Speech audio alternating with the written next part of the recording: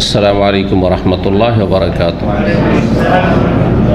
इन्नल हम्दुलिल्लाह नहमदुहु व नस्तईनुहु व नस्तगफिरुहु व नऊज़ु बिल्लाहि मिन शुरूरि अनफुसिना व मिन सय्यिआति अमालिना मन यहदिहिल्लाहु फला मुदिल्ल लहु व मन युद्लिल फला हादिय लहु व अशहदु अन ला इलाहा इल्लल्लाहु वहदहु ला शरीका लहु व अशहदु अन्न मुहम्मदन अब्दुहु व रसूलुहु सल्लल्लाहु तआला अलैहि व अला आलिहि व सहबिहि व सल्लम तस्लीमान कसीरा। अम्मा बाद।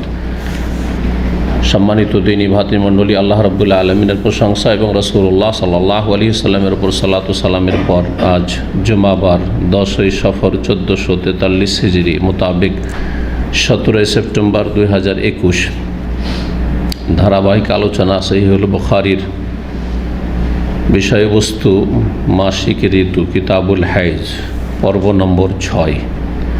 এতে ইনশাআল্লাহ তাআলা সহিহ বুখারীর কিতাবুল হাইজ মাসিক ঋতুর অধ্যায়ের বা পর্বের অধ্যায়গুলি শেষ হবে, হাদিসগুলি ইনশাআল্লাহ তাআলা শেষ হবে।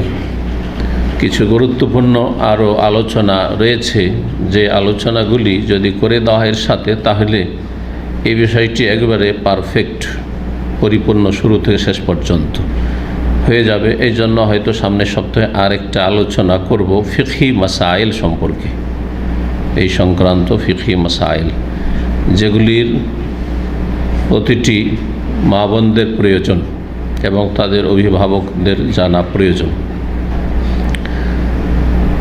ইমাম বুখারী রাহিমাহুল্লাহ বলছেন অধ্যায় নম্বর 24-এ, বাবুন ইযা হাযাত ফি শাহরিন সালাসা হিয়াত। এই অধ্যায় হচ্ছে এ সম্পর্কে যে কোনো মহিলা যদি এক মাসে 3 বার, কোনো মহিলার যদি 1 মাসে 3 বার মাসিক হয়, 1 মাসের ভিতরে 3 বার করে মাসিক ঋতু হয়, তাহলে সেটাকে কি ধরা হবে? মাসিক ঋতু ধরা হবে, নাকি সেটাকে রোগের কারণে ইস্তিহাজা ধরা হবে? কি ধরা হবে? ইজা হাজাত ফি শাহরিন, কোনো 1 মাসের ভিতরে 30 দিনের ভিতরে 3 বার করে মাসিক হইল, 5 দিন হইল বন্ধ হয়ে গেল, তারপরে আবার 10 দিন বন্ধ থাকলো, তারপরে আবার 4-5 দিন হইল, আবার বন্ধ হয়ে গেল 2-4-10 দিন, তারপর আবার হলো। 1 মাসের ভিতরে 3 মাসিক শেষ। আর 3 মাসিক হচ্ছে ইদ্দত, 3 মাসিক হচ্ছে ইদ্দত। হ্যাঁ, তালাকের ক্ষেত্রে ইদ্দত হচ্ছে যেসব মহিলাদের মাসিক হয় আর গর্ভবতী নয়, তাহলে 3 মাসিক। তো 1 মাসের মধ্যেই তাহলে সে ইদ্দত পার করে দিল। জি, গুরুত্বপূর্ণ এই বিষয়টি, কারণ এর সাথে বৈবাহিক জীবনের ক্ষেত্রে গুরুত্বপূর্ণ একটা সম্পর্ক রয়েছে। একজন মানুষ তালাক দিচ্ছে, ও ভাবছে যে তালাক দেওয়ার পরে 3 মাসে 3 মাসিক হবে, তাহলে ইদ্দত পার হবে, আমি 3 মাসের মধ্যে ফিরিয়ে নিতে পারবো। চিন্তা ভাবনাতে লেগে আছে, চিন্তা ভাবনা করছে। এখানে দেখা গেছে যে 1 মাসের মধ্যে 3 বার মাসিক হয়ে গেছে, আর ও ভাবছে যে 2য় মাসে বা 3য় মাসে আমি ফিরিয়ে নেওয়ার বিষয়টা চিন্তা করব। আর চিন্তা করার সময় নেই, বিচ্ছিন্ন হয়ে গেছে। এই জন্য ইমাম বুখারী রাহিমাহুল্লাহ এই অধ্যায় কায়েম করছেন যে 1 মাসের ভিতরে যদি 3 বার করে হাইজ হয়ে যায়, তাহলে সেটাকে হাইজ ধরা হবে কি না। সঠিক মত ইমাম বুখারী রাহিমাহুল্লাহ এই বিষয়টি প্রমাণ করার জন্য এই অধ্যায় কায়েম করেছেন যে হ্যাঁ, একজন বিশ্বস্ত ইমানদার মহিলা আর নিজের সম্পর্কে সবচেয়ে বেশি সে জানে, সে মাসিকের রং, মাসিকের যেসব লক্ষণগুলি রয়েছে, 3টি লক্ষণ, সেগুলি বুঝতে পারছে, তাহলে মাসিক তার। আর সে বলছে, তার কথা বিশ্বাস করতে হবে, বিশ্বাস করতে হবে। এই নয় যে তুমি 2 জন সাক্ষী নিয়েছো, প্রত্যেকে সাক্ষী আনতে যাবে মাসিকের জন্য। ওই মহিলার কথা কবুল করা হবে, মহিলার পরিবার, মা, হ্যাঁ বোন, তাদের কথা কবুল করা হবে। মা বোন যদি বলে যে হ্যাঁ মাসিক হচ্ছে, আমার মেয়ের মাসিক হচ্ছে, আমার বোনের মাসিক হচ্ছে, মাসে 3 বার হইল, ইদ্দত শেষ। তাই বলছেন ইমাম বুখারী রাহিমাহুল্লাহ, ওমা ইউসাদ্দাকুন নিসাউ ফিল হাইজি ওয়াল হামলি। আর এই বিষয়টি সম্পর্কে অধ্যায় যে নারীদেরকে বিশ্বাস করা হবে, নারীদেরকে বিশ্বাস করতে হবে ফিল হাইজ, মাসিকের ক্ষেত্রে। যদি মাসিক এখন মাসিক থেকে পাক হয়ে গেছে, মানে স্বামী স্ত্রী জীবনে যদি স্ত্রী বলে যে আমি মাসিক আছি, তাহলে স্বামী কথা বলতে পারে যে না তুমি মাসিক না, মিথ্যা কথা বলছো। হ্যাঁ, মাসিকের ক্ষেত্রে মহিলাদেরকে বিশ্বাস করতে, তাদের কথা বিশ্বাস করতে হবে। ওয়াল হামলে, এবং গর্ভধারণের ক্ষেত্রে আজকাল না হয় টেস্ট উঠেছে যে কনসেপ্ট হয়েছে কিনা পজিটিভ আর নেগেটিভ, কিন্তু যখন ছিল না, এমন সময় আসতে পারে, থাকবে না, এটাও হইতে পারে। এমন এলাকা আছে, এমন জায়গা আছে, এমন গ্রামে গঞ্জে আছে, সব টেস্ট হয়েছে, এখনও জানে না। কাকে বিশ্বাস করবেন? পেটে বাচ্চা আছে না নেই? মহিলাকে বিশ্বাস হয়ে যদি বলে যে আমার পেটে বাচ্চা আছে, বাচ্চা আছে, বুঝতে পারছে সে। গর্ভধারণের যেসব লক্ষণ রয়েছে সেসব সে বুঝতে পারছে। ওফিমা ইউমকিন মিনাল হায়েদ, আর মাসিক সম্পর্কে যা কিছু সম্ভব, যাকে সম্ভব, লিকাউলিল্লাহি তাআলা, কারণ মহান আল্লাহর বাণী, মানে মাসিকের ক্ষেত্রে যেসব সম্ভব, আর ওই সম্ভাব্য কথা যদি নারীরা বলে তাহলে তাদের কথা বিশ্বাস করতে হবে। কেন? আল্লাহ বলছেন ওয়ালা ইয়াহিল্লু লাহুন্না, নারী জাতির জন্য হালাল নয়, আন ইয়াকতুমনা মা খালাকাল্লাহু ফি আরহামিহিন্না, যে তারা গোপন রাখবে যা কিছু আল্লাহ সৃষ্টি করেছেন তাদের গর্ভে, তাদের জরায়ুতে। রাহেমের বহুবচন আরহাম, জি, তাদের গর্ভে যা কিছু আল্লাহ সৃষ্টি করেছেন, গর্ভধারণ, পেটে বাচ্চা এসছে, জরায়ুতে, অথবা মাসিক হচ্ছে, তো মাসিক ঋতু আসে, সেই জরায়ু থেকে আসে। এসব কথার ক্ষেত্রে কোনো মহিলার জন্য জায়েজ নয় যে কি করবে, গোপন রাখবে। তার মানে প্রকাশ করতে হয় প্রয়োজনে। সে বলবে যে আমার মাসিক, মাসিক নয়। যখন তাকে গোপন করতে নিষেধ করা হচ্ছে, গোপন রাখা হারাম করা হচ্ছে, তার মানে তার কথা বিশ্বাস করতে হবে, তার কথা গ্রহণযোগ্য। সূরা বাকারা আয়াত নম্বর 228। তারপরে বলছেন ওয়ায়ুযকারু আন আলিয়্যিন ওয়া শুরাইহ,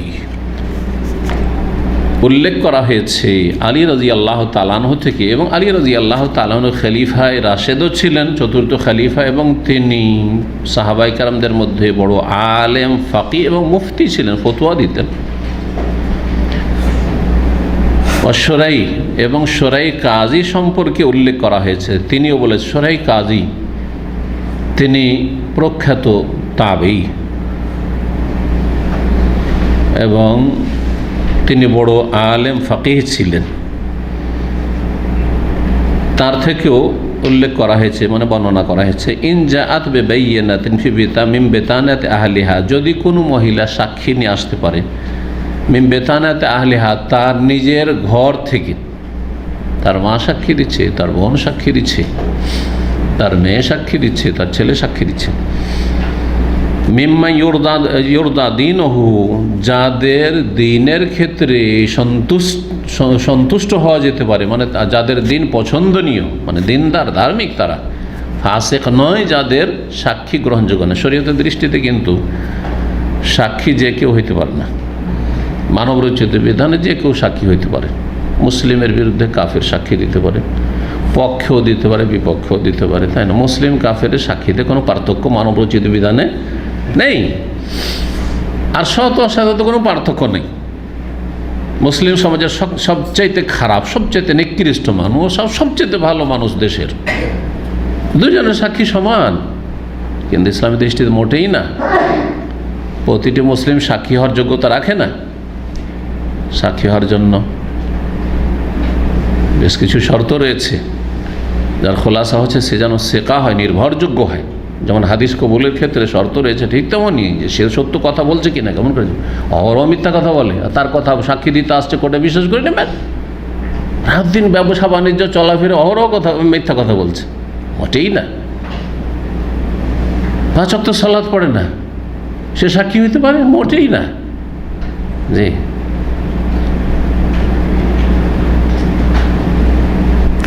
মুসলিম হইতে হবে প্রথম সাক্ষীর জন্য, বালেগ হইতে হবে, মুসলিম হইতে হবে, তার মানে কাফের চলবে না, মুশরিক চলবে না, নাস্তিক চলবে না, মুরতাদ চলবে না। 2 নম্বর হচ্ছে বালেগ সাবালক হইতে, তার মানে না বালক চলবে না, 12 বছর 13 বছর, এখন সাবালক হয়নি, 10 বছর সাক্ষী চলবে? চলবে না। তারপরে আকেল হইতে হবে, বিবেক সম্পন্ন হইতে হবে, পাগল না হয়, পাগল চলবে না, সুস্থ মস্তিষ্ক সম্পন্ন হইতে হবে। আর কি হইতে হবে? সমস্ত রকমের আসালেমিন আসবাবিল ফিস্ক, কয় নম্বর হইল এটা? 4 নম্বর। সমস্ত রকমের ফাসেকের যতগুলি কারণ আছে, ফাসেকের কারণ হচ্ছে বেদাত, ফাসেকের কারণ হচ্ছে যে কোনো কাবিরা গুনাহ, যে কোনো কাবিরা গুনাহ।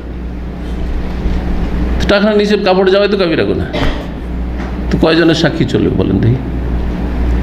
মিথ্যা কথা বলা কাবিরা গুনাহ, ঘুষ খাওয়া, সুদ খাওয়া কাবিরা গুনাহ, গীবত করা কাবিরা গুনাহ, চুগলখড়ি করা কাবিরা গুনাহ। তো ছাঁটাই করতে করতে সব ছাঁটাই হয়ে যাবে। সৌদি আরবে কমপক্ষে কোনো সাক্ষীর জন্য আবার 2 জন সাক্ষীর লাগে সত্যায়নকারী। যারা কোর্টে কোনো কেসে গিয়েছেন দেখবেন, আমি যেহেতু বহুবার গিয়েছি এবং অনেক বড় বড় কেসেও গিয়েছি, তো সাক্ষীর জন্য কি লাগে? সাক্ষীর জন্য 2 সাক্ষী লাগে। এখন সাক্ষী হয়ে এসছে জানাব ধরেন, তো এখন ও যে সাক্ষীর যোগ্য এটা কেমন করে কাজী জানবে, জজ জানবে? তখন কি করা হয়? তুমি যে দিনদার, তুমি যে কাবিরা গুনাহের সাথে জড়িত নয়, তোমার সত্যায়নে 2 জন সাক্ষী সামনে সপ্তাহে নিয়ে আসিও, বা সামনে যে ডেট পড়বে, যে ডেটটা দিল তাতে নিয়ে আসিও। মুসাদ্দিক ওদেরকে বলা হয়, সত্যায়নকারী 2 জন। আমার সামনে এরকম অনেকবার হয়েছে, সত্যায়নকারী এসছে 2 জনে। বিশেষ করে জিজ্ঞাসা করে যে তার আকীদা ঠিক আছে তো, শিরক কুফরি নাই তো, তারপরে 5 ওয়াক্ত সালাত পড়ে তো, এই 2টো। আর অন্য অত জিজ্ঞাসা করে না, কারণ ও বাছাই করলে আর ও যে তদন্ত করা হয়, আর তারপরে যে সত্যায়ন করতে এসছে ও কি আর ওই বলতে এসছে। তো যাই হোক, এতটুকু কমপক্ষে জিজ্ঞাসা, কারণ সালাত ছাড়া কুফর। আর যদি ইখতারে মাসাদ বলেন ফাঁসেকি অন্যদের কাছে, তো বড় ফাঁসেকি, ছোটোখাটো ফাঁসেকি না। একজন বেনামাজের, একজন টাকার নিচে কাপড় রাখে, 2 জন সমান নাকি? বলে যে 2টাই কাবিরা গুনাহ, 2 জনের সমান। একজন মিথ্যা কথা বলে, একজন নামাজ পড়ে না, 2টো সমান? পড়েই সমান না, বুঝিস না? তার কাবিরা গুনাহর মেলা স্তর আছে, সবগুলি কাবিরা গুনাহ, কিন্তু মেলা স্তর আছে কাবিরা গুনাহ। তো কমপক্ষে মুসলিম হইতে হবে, নামাজি, বিশাল্লি সালাত পড়ে, তুমি জানো, হজরে আসে, হ্যাঁ, এভাবে জিজ্ঞেস করা হয়। তো আল্লাহ রাব্বুল আলামিন মুসলিমদেরকে এইরকমই বিচার ব্যবস্থা যেন দান করেন, এবং এইরকম বিচার ব্যবস্থা গ্রহণের এবং বাস্তবায়নের তৌফিক দান করেন।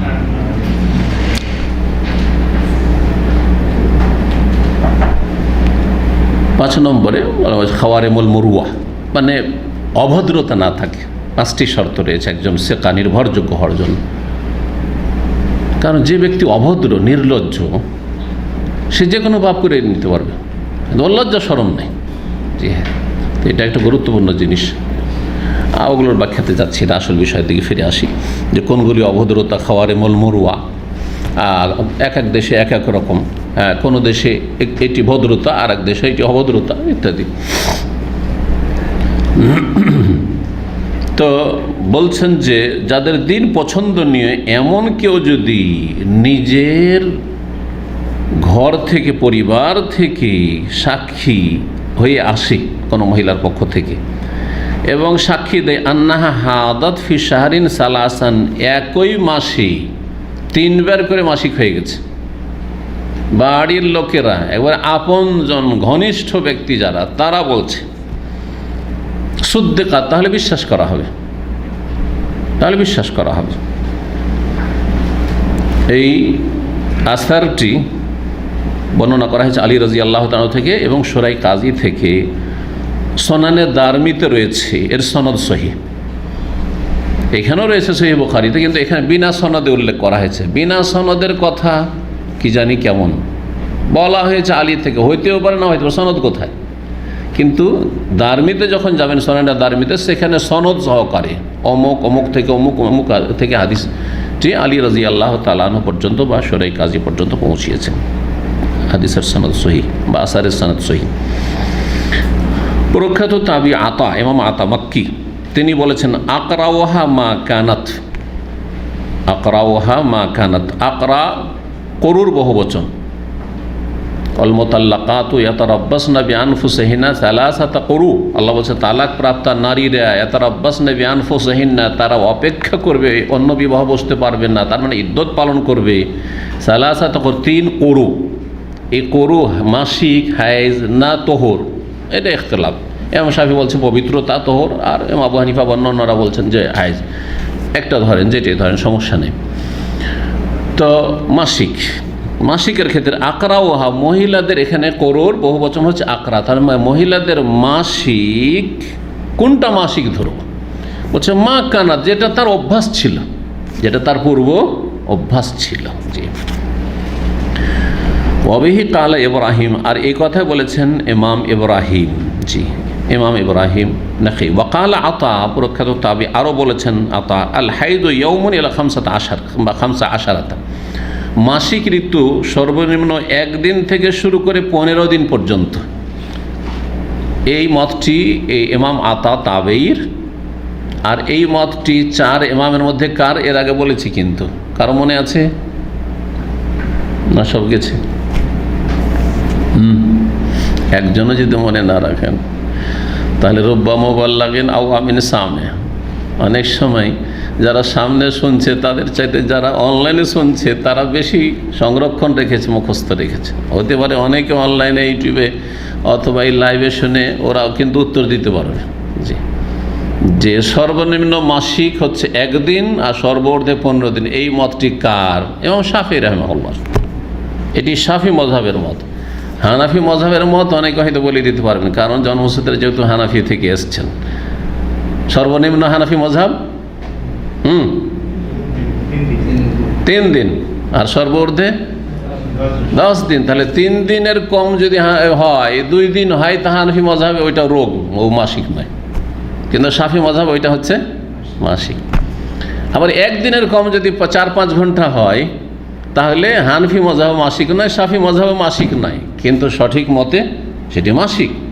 আধা ঘন্টা হইতে পারে যদি মাসিকের লক্ষণগুলি দেখা যায়, আর গোটা মাসে মাত্র আধা ঘন্টা 1 ঘন্টা হইল আর হইল না, ওইটাই মাসিক। তার এটাই হচ্ছে সঠিক। কোনো দলিল নাই এরকম কোরআনে বা হাদিসে 1 দিনের আর 3 দিনের আর 10 দিনের আর 15 দিনের, বোঝা গেছে? তবে এতটা আছে যে গোটা মাস ধরে মাসিক থাকতে পারে না। যখন মাসের বেশিরভাগ দিনগুলো 20 দিন 25 দিন চলে যাচ্ছে শুধু রক্ত রক্ত, তখন অবশ্যই সেখানে রোগ কাজ করছে। জি, তখন ইস্তিহাদা। তাহলে এই মতগুলি কিসের ভিত্তিতে এসছে? অভিজ্ঞতার ভিত্তিতে এসছে, বা অধিকাংশ মহিলাদের অবস্থাকে সামনে রেখে এসছে।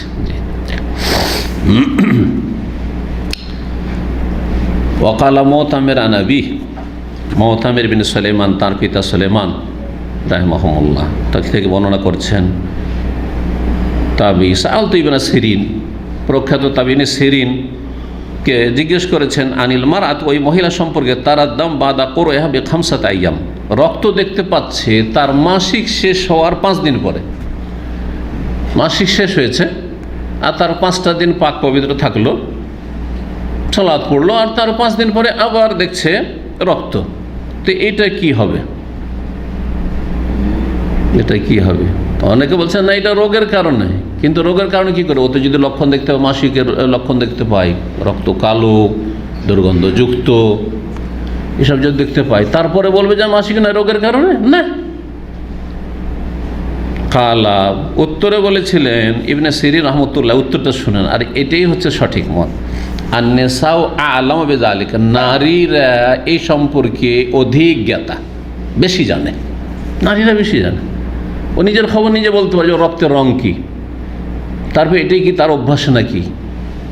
যদি এরকমটা হয় যে প্রতি মাসে এরকম হয়ে যায়, যা মাঝে মাঝে এরকম হয়ে যায় এবং রক্ত মাসিক রক্ত লাগছে, তাহলে মাসিক।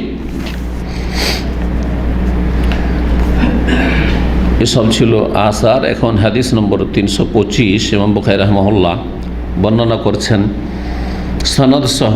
আর সাহাবিয়া হচ্ছেন উম্মুল মুমিন আয়েশা রাদিয়াল্লাহু তাআলা আনহা থেকে বর্ণিত। তিনি বলছেন আন্না ফাতেমা বিনত আবি হুবাইশ, আবু হুবাইশের মেয়ে ফাতেমা সাআলাতিন নবী সাল্লাল্লাহু আলাইহি ওয়াসাল্লাম, নবী সাল্লাল্লাহু আলাইহি ওয়াসাল্লামকে জিজ্ঞেস করলেন এই কথা বলে, কালাত ইন্নী উস্তাহাদু, আমার রক্ত প্রদর হচ্ছে, মানে রোগের কারণে রক্ত প্রবাহিত হচ্ছে, যেটাকে ইস্তিহাজা বলা হয় আরবিতে, ইস্তেহাজা এর আগে বহুবার বলেছি। জি, রক্ত প্রদরের সে রোগিনী। ফালা আথর, আমি তো পাক পবিত্রই হতে পারি না, তার মানে রক্ত বন্ধই হয় না, ওটা মাস রক্ত চলতে থাকে। আফা আদা ও সলা, তাহলে কি আমি সলাৎ ছেড়েই দেবো, গোটা মাস সলাৎ ছেড়ে দেবো? ফাকালা রাসূলুল্লাহ সাল্লাল্লাহু আলাইহি ওয়াসাল্লাম বললেন, না গোটা মাস তুমি সলাৎ পড়বে না, এটা চলবে না, না এটা হবে না। ইন্না যালিকা ইরকুন, নিশ্চয় এটি হচ্ছে শিরা বিশিষ্ট, বিশেষ একটি শিরা, বিশেষ একটি রগ, যে রগটির নাম আল ইরকুল আযিল।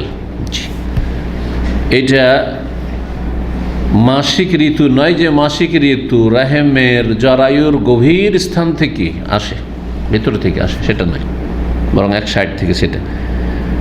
তাহলে এরকম যে রক্ত কন্টিনিউ চলতে আছে, পাক হইতেই পারছি না, তাহলে কি করতে হবে? নবী সাল্লাল্লাহু আলাইহি ওয়াসাল্লাম বললেন যে না, গোটা মাস তুমি সালাত ছাড়তে পারবে না। ওয়ালাকিন দাইস সালাত কাদরাল আইয়াম আল্লাতী কুনতা তাহিদিনা ফিহা, তুমি সালাত ছেড়ে দাও ওই দিনগুলি পরিমাণ, যেই দিনগুলি পরিমাণ তোমার মাসিক বিগত জামানে হতো।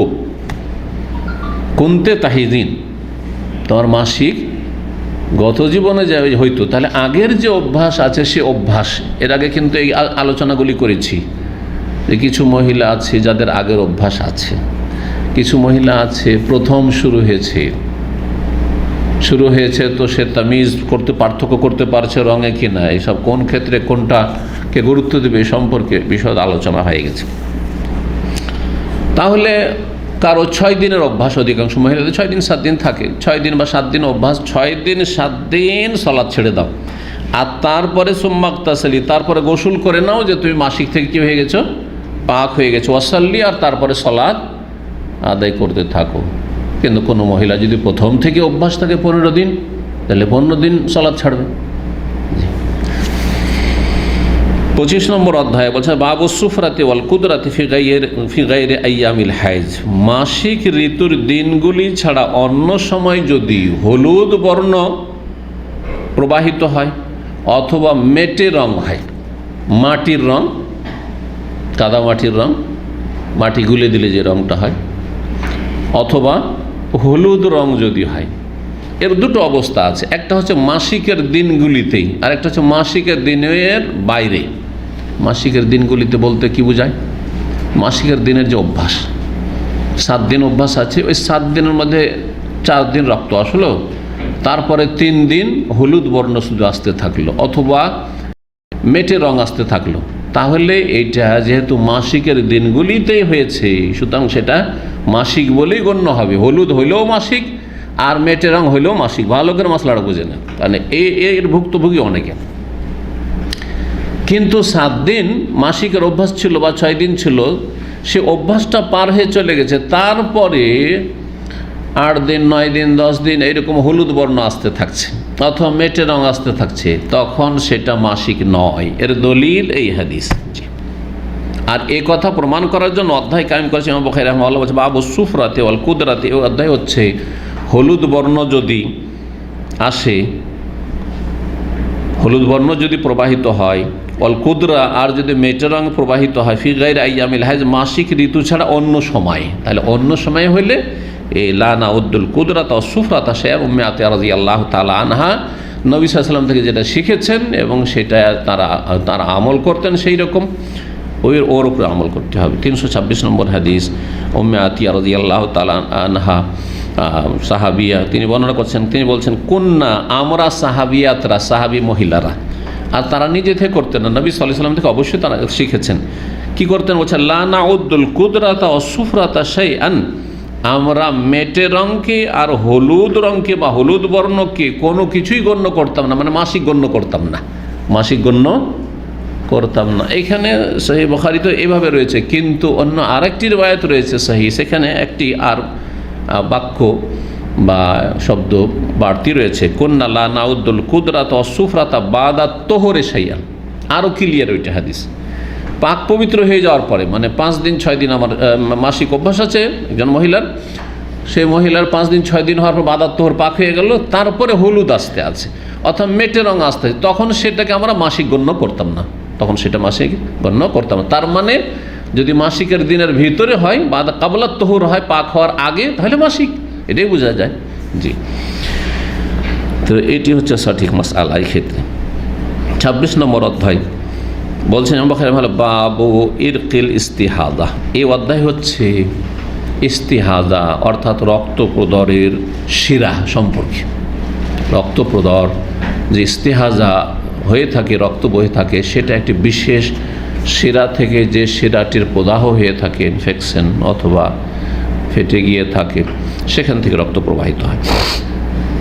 আর সেটা অন্য হাদিসে কি রয়েছে, রিকজাতুম মিনাশ শায়তান, শয়তানের লাথির আঘাত বা শয়তানের আঘাত। জি, 327 নম্বর হাদিস মা আয়েশা রাদিয়াল্লাহু তাআলা আনহা থেকে বর্ণিত, জাওজুন নবী সাল্লাল্লাহু আলাইহি ওয়াসাল্লাম, নবী সাল্লাল্লাহু আলাইহি ওয়াসাল্লাম সহধর্মিণী বলছেন, আন্না উম্মা হাবিবা তা উস্তুহিজাত সাবা সিনিন। উম্মে হাবিবা বিনতে জাহাশ, জাহাশের মেয়ে, জি, যায়নাব বিনতে জাহাশ, রাসূলুল্লাহ সাল্লাল্লাহু আলাইহি ওয়াসাল্লাম সহধর্মী যায়নাব ছিলেন, জাহাশের মেয়ে, আর উম্মে হাবিবা রাসূলুল্লাহ সাল্লাল্লাহু আলাইহি ওয়াসাল্লাম শালিকা। এই উম্মে হাবিবা উস্তুহিজাত সাবা সিনিন, 7 বছর ধরে, একটানা দীর্ঘদিন, দীর্ঘ 7 বছর ধরে তার ইস্তিহাজা হয়েছিল, রক্তপ্রদরের রোগিণী ছিলেন তিনি। ফাসালাত রাসূলুল্লাহ সাল্লাল্লাহু আলাইহি ওয়াসাল্লাম, এই মর্মে রাসূলুল্লাহ সাল্লাল্লাহু আলাইহি ওয়াসাল্লাম জিজ্ঞেস করলেন যে কি করব, গোটা মাস ধরে আমার রক্ত থাকে, পাক হইতে পারি না, অথবা 2-4 দিন বন্ধ থাকে, আবার শুরু হয়ে যায়। ফামারাহান তাগতাসিল, তাকে বললেন যে তুমি গোসল করে নেবে, তাকে বললেন যে তুমি গোসল করে নেবে। ফকাল, আর বললেন হাজা ইরকুন, এটি শিরা বিশিষ্ট বা বিশেষ একটি শিরা, বিশেষ একটি রগ যেটির প্রদাহ হয় আর সেখান থেকে রক্ত প্রবাহিত হয়, সেটা রাহেম থেকে, জরায়ু থেকে আসে না, সুতরাং সেটি মাসিক নয়। হাজা এরকম মানে হাজা দাম এরকিন, এর আগে বলেছি। তো রাসূলুল্লাহ সাল্লাল্লাহু গোসল করতে বলেছিলেন, গোসল করতে রাসূলুল্লাহ বলেছিলেন যখন মাসিক থেকে পাক হবে, যে এটা ছিল মাসিক, পার্থক্য রঙের মাধ্যমে করতে পারছে বা দুর্গন্ধের মাধ্যমে লক্ষণ দেখে পার্থক্য করতে পারছে, মাস বা অভ্যাস ছিল 6 দিন 7 দিন, ওই তারপরে গোসল করে নেবে। আর এইটা হচ্ছে গোসল, নবী সাল্লাল্লাহু আলাইহি ওয়াসাল্লামের হুকুম ছিল এটা, গোসল করে নেবে। কিন্তু তিনি উম্মে হাবিবা রাদিয়াল্লাহু তাআলা আনহা সুস্থ মানুষ ছিলেন, সবল মানুষ ছিলেন, সাহসী মানুষ ছিলেন। কি করতেন, ফাকানাত তাগতাসিলু লিকুল্লি সালাত, প্রত্যেক সালাতে যেন গোসল করতেন, 5 ওয়াক্তে 5 বার করে গোসল করতেন। কেউ কেউ মনে করেছে যে এটাই হয়তো সুন্নাত তরিকা বা এটা রাসূলুল্লাহ সাল্লাল্লাহু আলাইহি ওয়াসাল্লামের নির্দেশ। না, কোনো হাদিস দ্বারা প্রমাণিত নয় যে রাসূলুল্লাহ সাল্লাল্লাহু আলাইহি ওয়াসাল্লাম প্রতিটি ওয়াক্তে গোসল করতে বলেছেন। খুব বেশি বলা যেতে পারে যে সাহাবিয়া যখন আমল করেছেন, তার এটা কি ছিল, তার এটা পছন্দনীয় বিষয় ছিল যে তিনি মনে করতেন যে আমি এক তো গোসল করলে মানুষের শরীর ঠান্ডা হয়, আর শরীর ঠান্ডা হলে স্বাভাবিক জানা আছে রক্ত কম প্রবাহিত হয়, রক্ত ভেতর থেকে কম প্রবাহিত হয়। যাদের নাকে রক্ত পড়ে, দেখুন বাচ্চাদের কিন্তু একটা আছে, বড়দের হয়তো কম পড়ে, কিন্তু বাচ্চা বয়সে অনেক বাচ্চাদের, বিশেষ করে আরব দেশে খুব রক্ত পড়ে। তখন কী করে, ঠান্ডা করে, সে বরফ দিয়ে হোক, ঠান্ডা পানি দিয়ে হোক, ঠান্ডা করতে হয়। ঠান্ডা করলে তখন সেটা থেমে যাবে। যাদের মাজির রোগ আছে, আপনাদেরকে বলি, কারণ প্রবাসীরা তো মিয়া বিবি কথা বলেন, আর কথা বললেই তো অধিকাংশ লোকের মাজি নির্গত হয়, তো মাজি নির্গত হয়। অনেক সময় মাজি ভাব হয়ে আছে, আর তারপরে ইস্তিনজা করলেন না, উজু করে চলে গেলেন সালাত পড়তে, আর সালাত অবস্থায় আপনার অবস্থা খারাপ হয়ে গেল। আর সালাত হবে কি, হয় আসলে মাজি বেরিয়ে গেল, আর না হলে শয়তান ওয়াসওয়াসা দিতে শুরু হলে যে তোর বেরিয়ে গেছে, মনে হয় বেরিয়ে গেছে, আপনি পেরেশানি শেষ হতে পারে এগুলো। কিন্তু তো কী করবেন, গরম পানি না ঠান্ডা পানি দিয়ে আপনি ইস্তিনজার পরে, প্রথম ইস্তিনজা করেন, ইস্তিনজা করলে থেমে যাবে মাজিটা, ওইভাবে কন্টিনিউ আর বেরিয়ে আসবে না, যা বের হচ্ছিল আর বের হবে না। তারপরেও যদি একটু বের হয় তো ঠান্ডা পানি দিলে আর বের হবে না, ঠান্ডা পানি দিলে আরও বেশি কাজ করবে। প্রতি ওয়াক্তে গোসল করতেন, সেটা তার পছন্দনীয় বিষয় ছিল, কিন্তু এটা শরঈ মাসলা নয়। খুব বেশি বলা যেতে পারে যে কেউ যদি 5 বার গোসল করতে পারে, হ্যাঁ, তাহলে আরও ভালো, অধিক পবিত্রতা হলো, রক্ত প্রবাহিত হচ্ছে। যদি এই ইস্তেহাজা অবস্থায় সালাত পড়তে পারবে, বিনা গোসলে কোনো অসুবিধা নেই। আর যদি 2 ওয়াক্ত জমা করে, এর আগে 2 ওয়াক্ত জমা করার মাসলা বলেছি, এটা মুস্তাহাব। জি, এটা মুস্তাহাব, এবং এই ক্ষেত্রে শরীয়তে নির্দেশ রয়েছে, উত্তম নির্দেশ, মুস্তাহাব নির্দেশ, জি, শরীয়তের পক্ষ থেকে। সেটা হচ্ছে জোহর আসরে একসাথে জমা করে একটা গোসল করবে, মাগরিব ইশার জন্য জমা করে একটা গোসল করবে, আর ওযু করবে, সালাত পড়বে। ফজরের জন্য একটা গোসল করবে। তারপরেও 2 ওয়াক্ত জমা করে গোসল করা ওয়াজিব নয়। ওয়াজিব হচ্ছে প্রতি ওয়াক্তে ওযু করা, প্রতি ওয়াক্তে ইস্তেহাজা রোগীর জন্য প্রতি ওয়াক্তে ওযু করা। সাধারণ মানুষ, সুস্থ মানুষ, এক ওযু দিয়ে আপনি যত পারেন পড়ে নেন। কথা বোঝা গেছে? ইমাম আবু হানিফা রাহিমাহুল্লাহর মতো কিচ্ছা কাহিনী যদি আপনার সম্পর্কে কেউ গড়তে পারে, কারণ তার সম্পর্কে গড়া হয়েছে, তিনি এই কাজ করেননি। 40 বছর এশার ওযুতে ফজর পড়েছেন। তো যেই ব্যক্তি 40 বছর এশার ওযুতে ফজর পড়বে, সে নেকির কাজ করেছে না গুনার কাজ করেছে? গুনার কাজ করেছে। তার স্ত্রীর হক আদায় করেনি। অথচ স্ত্রীর কাছে দিনে যাক আর না যাক, শরীয়তের বিধান হচ্ছে রাতে যাওয়া ওয়াজিব। আপনি সারাদিন যাবেন না স্ত্রীর কাছে, বাইরে আপনি রুজি রোজগার করে বাড়ান, কিন্তু রাত কাটানো ওয়াজিব স্ত্রীর কাছে। কথা বুঝেন? আর যদি নাইট ডিউটি করেন, তো তার বিকল্প আপনাকে দিন কাটানো জরুরি। যাদের 2 স্ত্রী আছে, শরীয়তের বিধান হচ্ছে যে দিনের ক্ষেত্রে কম বেশি করলে অসুবিধা নেই। দিনে একজনের কাছে বেশি যাচ্ছেন, আরেকজনের কাছে দিনে যাচ্ছেন না, আল্লাহ ধরবেন না, কিন্তু রাতের ক্ষেত্রে অবশ্যই ভাগ করতে হবে। রাতের ক্ষেত্রে সমান সমান ভাগ করতে হবে, যতক্ষণ পর্যন্ত কেউ তানাজুল না করবে যে আমার হক আমি কাউকে দিয়ে দিলাম। যেমন সৌদা রাদিয়াল্লাহু তাআলা আনহা, আয়েশা রাদিয়াল্লাহু তাআলা আনহাকে দিয়ে দিয়েছিলেন সেই জমানায়। জি, কি বুঝলেন? এই মাসলা জানা ছিল? 2 স্ত্রীওয়ালা লোকই তো নাই, তো আর কি জানা। হ্যাঁ, কিন্তু সবারই শখ আছে, নেই কেউ, কিন্তু সবারই শখ আছে। জি হ্যাঁ। তো শখের আগে ইমানকে শক্ত করতে হবে। জি, ইমানকে শক্ত করতে হবে। যতগুলি দেখলাম বিয়ে করছে, বিয়ে করার পরে আর আদল ইনসাফ করতে পারছে না, আল্লাহ হেফাজত করে। ইল্লা মাশাআল্লাহ, ইল্লা মাশাআল্লাহ, অনেক বান্দা হয়তো আছে।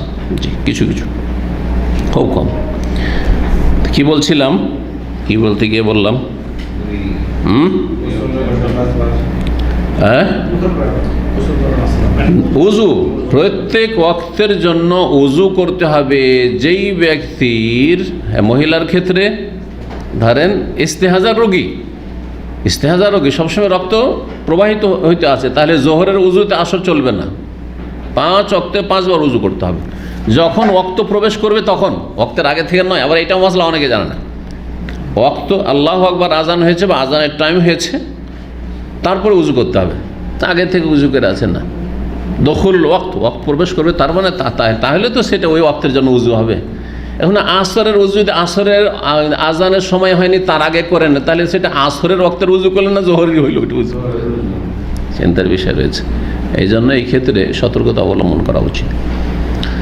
ফুকাহারা এইভাবে বলছে। এইরকমই যেসব ভাই অথবা বোনদের পেশাবের সমস্যা আছে, সবসময় পেশাব ফোটা ফোটা পড়তে থাকে অনেকের, এটা পুরুষের হইতে পারে, মহিলারও হইতে পারে, কারো অল্প বয়সে হইতে পারে, কারো আবার বার্ধক্যে গিয়ে হইতে পারে। পেশাব থেকে পাক হইতে পারে না, তাহলে কি করবে? প্রত্যেক ওয়াক্তের জন্য উযু করবে, ইস্তেহাজা রোগীর মতো, ইস্তেহাজা রোগীর মতো। তাহলে প্রত্যেক ওয়াক্তের জন্য উযু করা ইস্তেহাজা রোগীর জন্য এটা হচ্ছে ওয়াজিব। আর 2 ওয়াক্ত জমা করে গোসল করা এটি হচ্ছে সুন্নাত। আর যদি তার বেশি কেউ পারে আর উম্মে হাবিবা রাদিয়াল্লাহু তাআলা আনহার মতো আমল করে, তাহলে ভালো কথা, ভালো, আরো ভালো।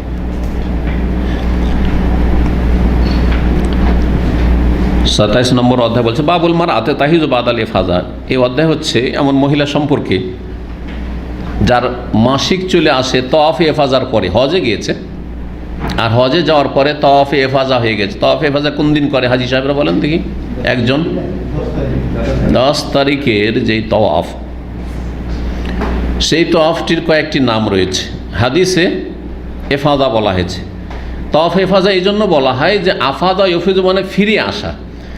আরাফা থেকে ফিরে এসে মুজদালিফে রাত কাটালেন, আর তারপরে মেনা আসলেন, পাথর মারলেন, আর তারপরে মক্কা ফিরে আসলেন, এই যে ইফাদা। সুম্মা আফিজু মিন হাইসু আফাদান নাস, ইফাদা কথাটি কোরআনে কারীম আল্লাহ বলেছেন সুম্মা আফিজু। কুরাইশরা আরাফা যেত না, বলছে হারামের বাইরে, ওইটা আমরা যাব না। ওরা মুজদালিফা থেকে ফিরে চলে আসতো। আর বাইরের লোকের হজ করতে আসতো জাহিলিয়াতের যুগে, তখন তারা আরাফায় যেত। ইসলাম এটাকে বাতিল ঘোষণা করলো যে সবাই সমান, মক্কার লোক হোক, কুরাইশ হোক, আর যে কোনো বংশের লোক, আরব হোক আর অনারব হোক, আরাফা পর্যন্ত। আরাফা না গেলে হজই হবে না, আল হাজ্জু আরাফা। এমন শক্ত বিধান হয়ে গেল যে হজই হবে না, জি, যাতে করে জাহিলিয়াতের কুসংস্কার দূর হয়ে যায় এবং আরাফার গুরুত্বটাও মানুষ অনুধাবন করে যে আরাফা কত গুরুত্বপূর্ণ হাজি সাহেবদের জন্য। তো এই জন্য তওয়াফে ইফাজা বলা। হাদিসের ভাষা হচ্ছে তওয়াফে ইফাজা। ফিকহের ভাষা, ফিকার কিতাব যখন পড়বেন তওয়াফু জিয়ারা পাবেন, তওয়াফে জিয়ারা। কারণ আল্লাহর ঘর জিয়ারতের সবচেয়ে বড় মুখ্য উদ্দেশ্য হচ্ছে হজ, আর হজের ফরজ তওয়াফ হচ্ছে এই তওয়াফে জিয়ারা। এই জন্য ওরা তওয়াফে জিয়ারা নাম দিয়েছে।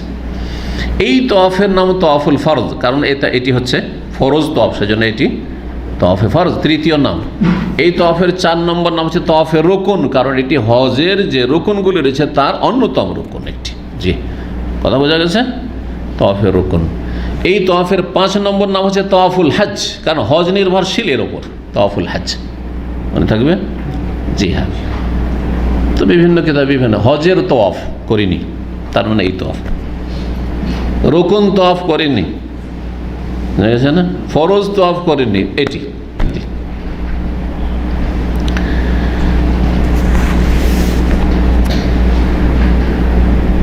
তো যদি 10 তারিখের এই তওয়াফ হয়ে গিয়ে থাকে, 10 তারিখ করাটা উত্তম, কিন্তু তারপরেও যদি করে ফুকাহারা জায়েজ বলেছেন, জায়েজ আছে। এই তওয়াফ হয়ে গেছে, আর তারপরে মাসিক চলে এসছে, কাজ কি বাকি আছে?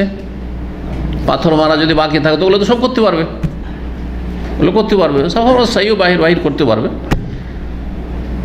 শেষখানে শুধু একটি তওয়াফ করতে হবে, সেটা হচ্ছে তওয়াফে বেদা, বিদায়ী তওয়াফ। তওয়াফ বেদা মানে হচ্ছে বিদায়ী তওয়াফ। এই তওয়াফে বেদার নাম প্রসিদ্ধ হচ্ছে তওয়াফুল বেদা বা ওয়াদা, আল বেদায়ী তওয়াফ, বিদায়ী তওয়াফ।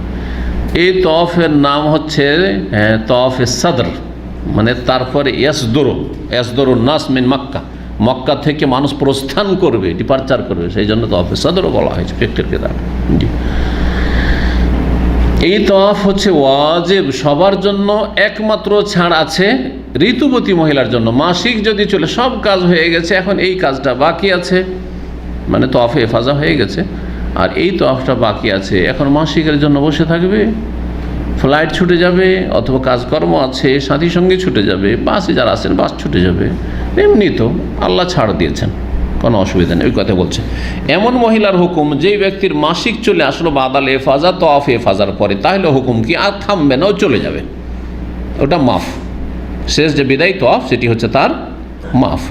328 নম্বর হাদিস, আমরা বিনতে আব্দুর রহমান ফকিহা, তিনি বর্ণনা করছেন তাবি আয়েশা রাদিয়াল্লাহু তাআলা আনহা থেকে, জওজের নবী সাল্লাল্লাহু আলাইহি সাল্লামের সহধর্মিনী, আন্নাহা ক্বালা, তিনি বলেন রাসূলুল্লাহ সাল্লাল্লাহু আলাইহি ওয়াসাল্লাম, ইয়া রাসূলুল্লাহ, হে আল্লাহর রাসূল, রাসূলুল্লাহ সাল্লাল্লাহু আলাইহি ওয়াসাল্লামের কাছে আরজ করলেন, ইন্না সাফিয়াতা বিনতা হুয়াইয়িন কাদ হাদাত, সাফিয়া বিনতে হুয়াই আপনার স্ত্রীর মাসিক চলে এসেছে। সেই বিদায় হজেরই ঘটনা। মা আয়েশা রাদিয়াল্লাহু তাআলা আনহার মাসিক যখন মক্কার কাছাকাছি সারেফ নামক স্থানে পৌঁছেন তখন শুরু, তাহলে গিয়ে ওমরা করতে পারলেন না, আর সে আরাফার দিন পর্যন্ত মাসিক অবস্থায় থাকলেন। আরাফার দিনের পরে তিনি পাক পবিত্র হলেন, আরাফার দিনের পরে তিনি পাক পবিত্র হলেন। আর 10 তারিখে সাফিয়া রাদিয়াল্লাহু তাআলা নবী সাল্লাল্লাহু আলাইহি ওয়াসাল্লামের আরেক বিবি তওয়াফে ইফাজা করে নিয়েছেন, তারপরে মাসিক চলে এসছে, তারপরে মাসিক চলে এসছে। তো এই খবরটি দিলেন যে আপনার স্ত্রী যে সাফিয়া বিনতে হুয়াই ইহুদি বংশের ছিলেন, জি, বনু কুরাইজার, বনু নাজিরের নেতা সর্দারের মেয়ে ছিলেন, তিনি রাজবংশের মেয়ে ছিলেন, জি। সাফিয়া বিনতে হুয়াই রাদিয়াল্লাহু তাআলা আনহা কাদ হাদাত, মাসিক চলে এসছে, কালা রাসূলুল্লাহ রাসূল বললেন আল্লাহ তাহবিসুনা, তাহলে তো সে আমাদেরকে মদিনা রওনা হতে বাধাগ্রস্ত করবে, তাহলে তো আমাদেরকে বাধা দিয়ে দিবে, থামিয়ে দিবে, থাকতে হবে তার জন্য। কারণ তার যদি মাসিক চলে এসে থাকে আর তওয়াফ ইফাজা না হয়ে থাকে তাহলে তো মুশকিল, তাহলে তার জন্য সবাইকে, এত বড় কাফেলা সবাইকে থামতে হবে, কারণ নবী সাল্লাল্লাহু আলাইহি ওয়াসাল্লামকে থামতে হবে, তখন অন্য সাহাবীরা সবাই কত পেরেশানি। তারপরে জিজ্ঞেস করে আলাম তাকুন তাফাত মা কুন্না, তোমাদের সাথে কি সে তওয়াফ করে নেয়নি 10 তারিখের তওয়াফ, মানে তওয়াফ ইফাজা করে নেয়নি? ফাকালু, লোকেরা বলল বালা, হ্যাঁ ও তো 10 তারিখে তওয়াফ করেছে, তওয়াফ ইফাজা করে নিয়েছে। কালা ফখরুজি, তখন সাফিয়াকে বললেন তাহলে তুমি বেরিয়ে পড়ো, আর অসুবিধা নেই, আমরা বিদায় তওয়াফ করবো, তোমার বিদায় তওয়াফ নেই, তোমার বিদায় তওয়াফ নেই, তোমার মাফ। জি জি। 329 নম্বর হাদিস, ইবনে আব্বাস রাদিয়াল্লাহু তাআলা আনহুমা থেকে বর্ণিত, তিনি বলেন রুখসা লিল হায়েজে, ঋতুবতী মহিলাকে ছাড় দেওয়া হয়েছে, আনতান ফেরা, রওয়ানা হওয়ার জন্য, এজা হাজাত, মাসিক চলে আসলে। ঋতুবতী মহিলা মাসিক যদি চলে আসে তাহলে ছাড় দেওয়া হয়েছে রওনা হওয়ার জন্য, কখন? যদি তওয়াফ ইফাজা সম্পন্ন হয়ে যায়। 330 নম্বর হাদিসে বলছেন ওয়াকানা ইবনে উমর, আব্দুল্লাহ বিন উমর রাদিয়াল্লাহু তাআলা আনহুমা ইয়াকুলু ফি আউয়ালি আমরিহি, তার প্রথম যুগে, প্রথম জীবনে তার কিন্তু এই মশলাটি জানা ছিল না। রাসূলুল্লাহ সাল্লাল্লাহু আলাইহি ওয়াসাল্লামের জীবদ্দশাও জানতে পারেননি তিনি, সাহাবী এত কাছাকাছি থেকেছেন, নবী সাল্লাল্লাহু আলাইহি ওয়াসাল্লামের শালোক আব্দুল্লাহ বিন উমর রাদিয়াল্লাহু তাআলা, তারপরে মশলা জানতেন না। এই মশলা জরুরি নয় যে সব মশলা সব জানবে, আজকালকার মতো কিতাব নেই। আজকাল তো মনে করছে আলেম মানে তাকে যতগুলি সাবজেক্ট আছে ইসলামের সাথে সংশ্লিষ্ট সব জানতে হবে।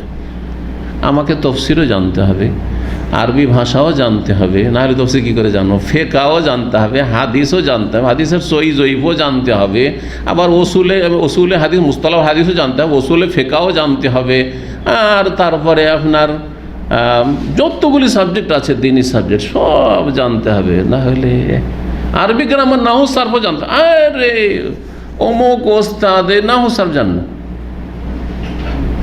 আর ডাক্তার, চোখের ডাক্তারকে যদি বলেন যে আমার নাকের ওষুধ দেন, বলছে নাকের ডাক্তার কাছে, ওখানে কোনো আইব নয়, কোনো দোষের কথা নাই, কথা বোঝা গেছে। মানে আমার জ্বর হয়েছে, আপনি চোখের ডাক্তার তো পড়েছেন যে জ্বরের কী হয়, তো জ্বরের ওষুধগুলো দিয়ে দেবেন, খবরদার আমাকে বলবে না তুমি যাও ফাইল খোলো গা, বলবে না, বলবে না, ওখানে মেনে নিচ্ছেন। কিন্তু কোন শেখ যদি বলে ভাই আমি হাদিস পড়েছি, সুতরাং হাদিসের ব্যাপারে আমাকে জিজ্ঞেস করো, তুমি ওসুলে ফেকা জিজ্ঞেস করো, অন্য কাউকে জিজ্ঞেস করো না, ও স্যার ও যাও কুল্লিয়াতুল লোগা ফ্যাকাল্টিতে যারা পড়েছে তাকে, আরে নাহু সারবি জানা বলছে অন্য কাউকে জিজ্ঞেস করো। বালাগাত জানে না, অলঙ্কার জানে, ইলমুল বালাগাও জানতে হবে। লা হাওলা ওয়ালা কুওয়াতা ইল্লা বিল্লাহ। কথা বুঝছেন?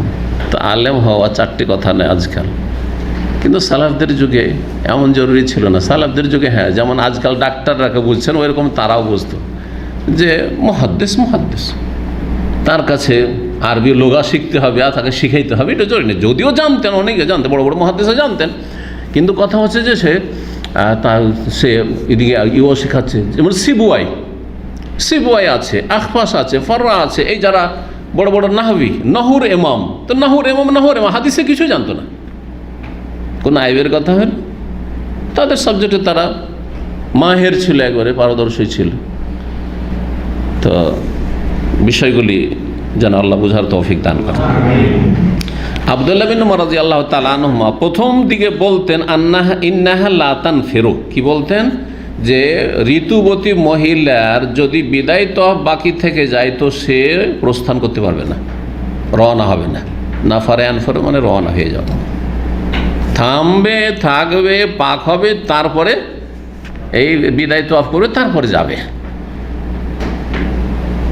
সুম্মা সামিআতু ইয়াকুল, তারপরে শুনলাম যে তিনি বলছেন, পরে তিনি ফতোয়া তানফিরু, না রওনা হয়ে যাবে, ফতোয়া পরিবর্তন করেছেন। তো সাহাবায়ে কেরামগণ রাদিয়াল্লাহু তারাও ফতোয়া পরিবর্তন করেছেন। সুতরাং আমি অল্প কয়টা পড়াশোনা করেছি, যদি আমি ফতোয়া পরিবর্তন করি তো কোনো আইবের কথা হলো নাকি? কোনো আইবের কথা নাই। ইমাম আহমদ রাহিমাহুল্লাহর একটি বিষয়ে 4টি 5টি মত আছে, পরিবর্তন করেছেন। যখন একটা হাদিস পেয়েছেন, আরে এটা তো বেশি সহি মনে হচ্ছে, তারপর ওটা বাদ। এটা ইমাম শাফি রাহিমাহুল্লাহর কওলে কাদিম কওলে জাদিদ, পুরাতন উক্তি আর নতুন উক্তি, মশহুর ফিকহের কিতাবে যারা শাফি ফিকহ পড়বে। এর আগে ছিলেন তখন পুরাতন ফতোয়া ছিল। মিশরে যখন হিজরত করে গেলেন তখন সেখানে গিয়ে দেখলাম অনেক হাদিস তো আমার জানা ছিল না এর আগে, যে হাদিসগুলো এখানে পেলাম। তখন তিনি বহু মাসাইলে ফিরে এসছেন। জি, সবাইকে হকের দিকে যেতে হবে। তারা কোন দিকে ডেকেছেন? হকের দিকে। আর হক হচ্ছে ওহী, কোরআন এবং হাদিস, মযহাবের দিকে নয়। জি, আবু হানিফা রাহিমাহুল্লাহ দলিল নয়। আবু হানিফা রাহিমাহুল্লাহর কথাগুলির পেছনে কোরআন হাদিসের দলিল লাগবে, তাহলে দলিল হবে। কারো কথা দলিল নয়। মানুষের কথার সমর্থনে দলিল লাগবে, মানুষের কথা দলিল হিসাবে গ্রহণ করা যাবে না। যারা জ্ঞানী তারা বুঝবে, আর এতে তাদের ইউটার্ন হয়ে যাবে। আর যারা অজ্ঞান, যারা বেকুফ অথবা যারা অন্ধ, তাদেরকে হেদায়েত করা যাবে না। সুম্মুন বুকমুন উমিয়ুন ফাহুম লা ইয়াকিলুন। বধির, বোবা, অন্ধ, সুতরাং তারা নির্বোধ, বুঝবে না, এদের আক্কেল নেই। আল্লাহ বলছেন লা ইয়াকিলুন, আক্কেল নেই এদের। বলতেন পরে তিনি ফতোয়াতে যে তানফিরু, না না না, রওনা হয়ে যাবে, এখন এ লাগবে না। ইন্না রাসূল রাখাসান, কারণ রাসূলুল্লাহ সাল্লাল্লাহু আলাইহি ওয়াসাল্লাম তাদেরকে ছাড় দিয়েছেন। পরে মশলাটি জানতে পেরেছেন অন্য সাহাবী থেকে, তাহলে অন্য সাহাবী থেকে তিনি জানতে পেরেছেন বিষয়টি। জি, 28 নম্বর অধ্যায় বলছে বাবুন, এই অধ্যায় হচ্ছে এজা রাআতিল মুস্তাহাদাতুত তুহুর, যদি রক্ত প্রদাহের রোগিনী মুস্তাহাজা, যেই মহিলার ইস্তিহাজার রোগ আছে, সে যদি পবিত্রতা দেখে, তার মানে পাক হয়ে গেছি, মাসিক থেকে পাক হয়ে গেছি, তো মাসিক থেকে পাক হয়ে গেছে, এখন বন্ধ, রক্ত নেই, তো কী করবে? 1 ঘন্টা, 2 ঘন্টা রক্ত নেই, আর সালাতের টাইম চলছে, পেরেশান হয়ে যায় অনেক মহিলারা। 1 ঘন্টা 2 ঘন্টা আর কিছুই নেই, জোহরের সময় চলছে, কি করব?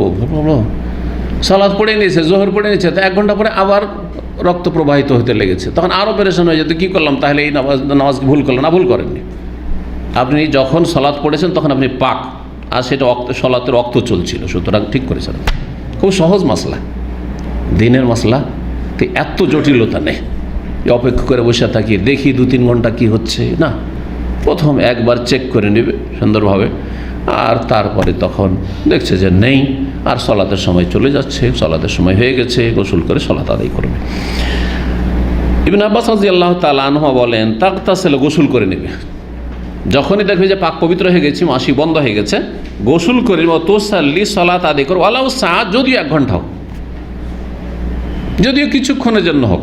জি, এই মানে 60 মিনিটের 1 ঘন্টা না, কিছুক্ষণের জন্য হোক। জি, ওয়ায়াতি হাজাও জোহা, যখন সালাত পড়তে পারছে, তার ওয়ায়াতি হাজাও জোহা, তার কাছে তার স্বামী আগমন করতে পারবে, তার মানে সহবাস করতে পারবে। যখন মাসিক থেকে পাক হয়ে গেল, গোসল করলে, সালাত পড়লো, তারপরে যদি তার ইস্তেহাজার রক্ত আসতে থাকে, সে অবস্থায় স্বামী কি করতে পারবে? সহবাস করতে পারবে। এর আগে আলোচনা করেছি। এজা সাল্লাহ, যখন সালাত আদায় করছে, যখন সালাত আদায় করে নিল, তার মানে স্বামী সহবাস করতে পারবে। কেন বলছে? আসসালাত আদম, ইমাম বুখারী রাহিমাহুল্লাহ বলছেন, বা উক্তিটি হচ্ছে ইবনে আব্বাস রাদিয়াল্লাহু তাআলা আনহুমার নকল করছেন ইমাম বুখারী রাহিমাহুল্লাহ। সালাত হচ্ছে এই বিষয়ের চাইতে অধিক গুরুত্বপূর্ণ। যেখানে সালাত পড়ছে, পাক হয়েছে, সেজন্য তো সালাত পড়ছে। তো যে সালাত পড়ছে, সে স্বামী স্ত্রী মিলিত হইতে পারবেন, বা তার সাথে কেন মিলিত হইতে পারবে না? তার স্বামী অবশ্যই পারবে। জি, 331 নম্বর হাদিস, আয়েশা রাদিয়াল্লাহু তাআলা আনহা বর্ণিত, তিনি বলেন, কালান নবী সাল্লাল্লাহু আলাইহি ওয়াসাল্লাম বলেন, ইযা আকবালাতিল হাইজাতু ফাদাইস সালাত, যখন মাসিক ঋতু চলে আসবে, ফাদাইস সালাত, তখন সালাত ছেড়ে দাও। মাসিক দেখছো, সালাত ছেড়ে দাও। ওয়াইজা আদবারাত, আর যখন চলে যাবে, দেখছো মাসিক বন্ধ হয়ে গেছে, মাসিক নেই, ফাগসিলি আনকে দাম, তখন তোমার রক্ত ধুয়ে নাও। আর রক্ত ধুয়ে নাও মানে গোসলও করে নাও, তার সাথে রক্ত ধুয়ে নাও, লজ্জা স্থান পরিষ্কার করা, তার সাথে গোসল করা, ওয়াসাল্লি, এবং সালাত আদায় করো, কথা বলেছেন। জি, 29 নম্বর অধ্যায় বলছে বাবুস সালাতে আলান নুফাসাই ওয়া সুন্নাতিহা। এই অধ্যায় হচ্ছে এমন মহিলার ওপর সালাত আদায় করা যেই মহিলা নেফাস অবস্থায় মারা গেছে, অর্থাৎ বাচ্চা ভূমিষ্ঠ হতে গিয়ে মারা গেছে। প্রসূতির রক্তকে নেফাস বলা হয়, প্রসূতির রক্তকে কি বলা হয়? নেফাস বলা হয়। তো যে মহিলার নেফাস হচ্ছে, অর্থাৎ বাচ্চা ভূমিষ্ঠ হতে গিয়ে মারা গেছে, এই মহিলার ওপর সালাত মানে জানাজার সালাত। আর সালাত আলা মানে হচ্ছে কারো জানাজা পড়া। জি। অসুন্নাতে এবং তার সুন্নতি তরিকা যে মহিলার জানাজায় কোনখানে ইমাম দাঁড়াবে এই বিষয়টি এখানে আসছে। 332 নম্বর হাদিস বর্ণনা করেছেন সামরা বিন জন্দব রাদিয়াল্লাহু তাআলা আনহু, বলছেন আন্না ইমরাতান মাতাত ফি বাতনিন, জনৈক মহিলা মারা গিয়েছিল তার পেটে বাচ্চা থাকা অবস্থায় অথবা বাচ্চা ভূমিষ্ঠ হওয়ার কালে। এখানে ফি বাতনিন মানে বাচ্চা ভূমিষ্ঠ হওয়ার কালে মারা গিয়েছিল, প্রসূতির অবস্থায় মারা গিয়েছিল। ফাসাল্লা আলাইহা নবী সাল্লাল্লাহু আলাইহি ওয়াসাল্লাম তার উপর জানাজার সালাত পড়লেন। ফাকাম ওয়াসাতাহা, আর তার মাঝখানে দাঁড়িয়েছিলেন, মিডিলে দাঁড়িয়েছিলেন মাঝখানে। মহিলাদের যে জানা যায় যে লাশ রাখবে সামনে, তো মাঝখানে ইমাম দাঁড়াবে যাতে করে পেছন থেকে অধিক পর্দা হয়। জি। পক্ষান্তরে পুরুষদের ক্ষেত্রে কোনখানে দাঁড়াবে? হ্যাঁ, বুকের কাছাকাছি দাঁড়াবে। জি, মাথার দিকে একটু সরে দাঁড়াবে মহিলাদের তুলনায়, আর মহিলাদের মিডিলে দাঁড়াবে। এই ছিল হাদিস। 30 নম্বর অধ্যায় বাবুন। এবং বখর বলছেন যে বাবুন মানে হাজা বাবুন, এটি একটি অধ্যায়, কিন্তু এই অধ্যায় কি সম্পর্কে কিছুই নেই। এমনটা কেন? এই ক্ষেত্রে নানা মত রয়েছে। যে সহিহ বুখারীতে বিভিন্ন জায়গায় এরকম আসবে, কিন্তু এর আগেও সম্ভবত এসেছে, হয়তো আলোচনা করেছি, মনে নেই, সেজন্য আজকে আবার বলছি।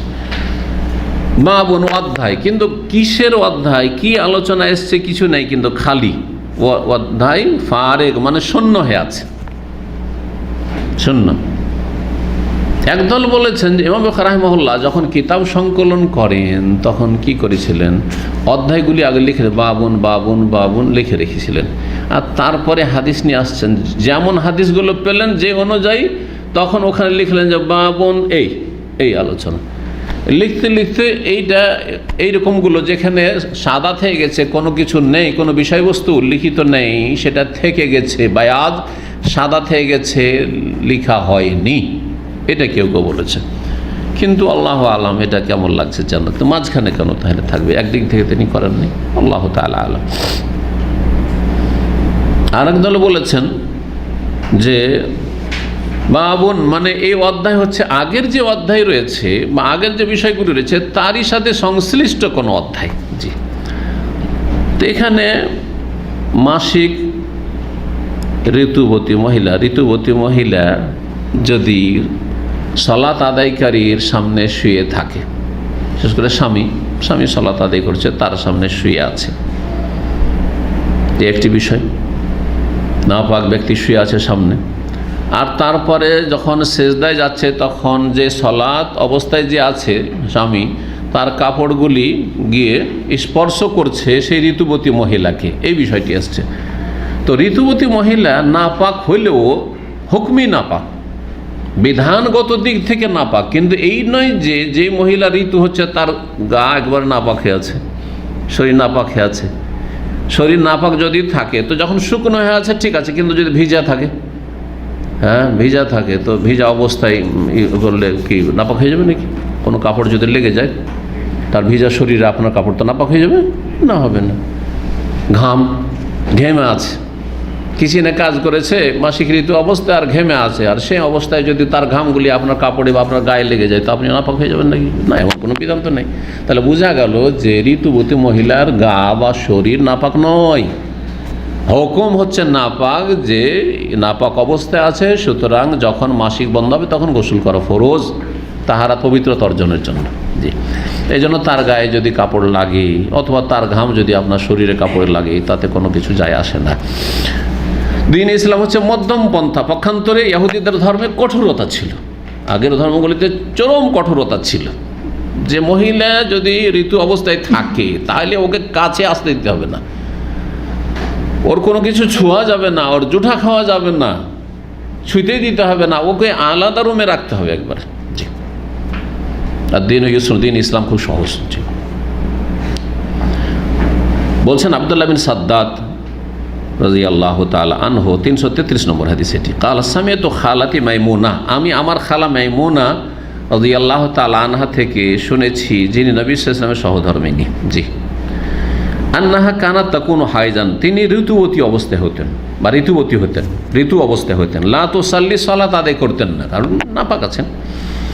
মাফ আছে সালাত। ওয়াহিয়া মুফতারিশাতুন বেহেজায় মসজিদে রাসূলুল্লাহ, তিনি পা লম্বা করে শুয়ে থাকতেন রাসূলুল্লাহ সাল্লাল্লাহু আলাইহি ওয়াসাল্লামের সেজদার স্থানের সামনাসামনি।